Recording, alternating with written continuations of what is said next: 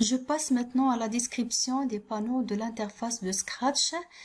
Vous voyez sur le côté droit un panneau contenant la scène de Scratch.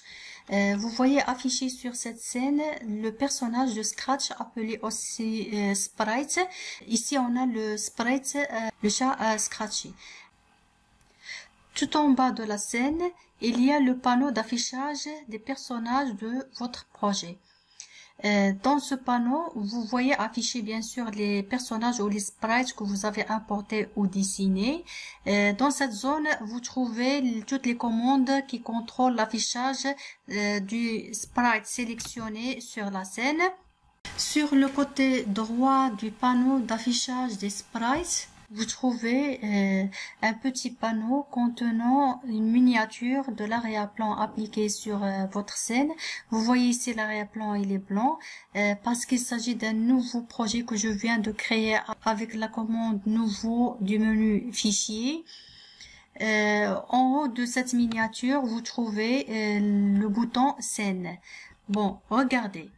Sur ce côté, on a les trois onglets code, costume, son.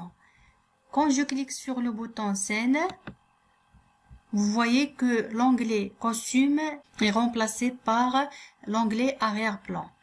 Si je clique sur le bouton scène, ça veut dire que je veux travailler sur l'arrière-plan de ma scène. C'est pour cela que l'onglet costume est modifié et remplacé par l'onglet arrière-plan.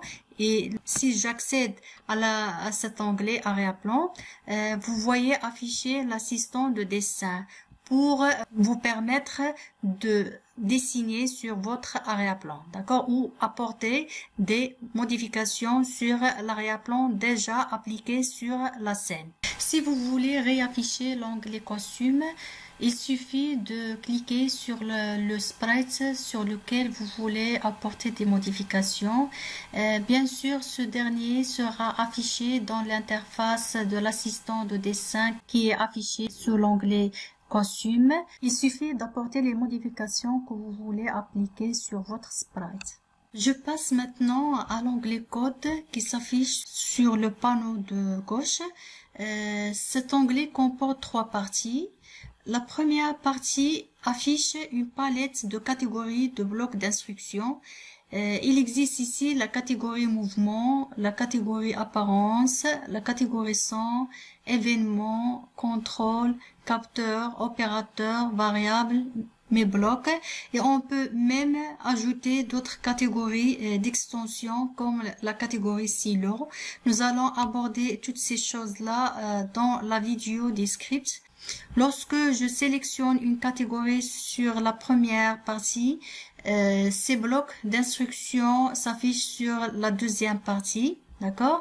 Je clique sur mouvement, ces blocs sont affichés. Si je clique sur apparence, ça va afficher les blocs correspondant à la catégorie apparence. Si je clique sur contrôle, la même chose, et ainsi de suite. La troisième partie, c'est l'ère des scripts. C'est là où nous construisons nos programmes appelés scripts. Avec Scratch, nous construisons bien sûr des scripts. En cliquant bien sûr, glissant un bloc sur l'ère des scripts et superposant les blocs l'un sur l'autre. Nous passons maintenant à l'onglet son. Dans cet onglet, il est affiché un utilitaire vous permettant d'enregistrer votre voix et la traiter, ou enregistrer un autre son issu d'une source différente et le traiter. Nous allons aborder en détail cet utilitaire dans une prochaine vidéo. Et nous passons aux trois icônes qui se trouvent sur le côté droit de l'interface en haut de la scène. La première icône permet d'afficher la scène en plein écran. Quand je clique sur la même icône, je vais remettre l'affichage à son état initial. La troisième icône permet d'agrandir l'ère des scripts et l'icône qui se trouve au centre permet de remettre l'affichage à son mode normal.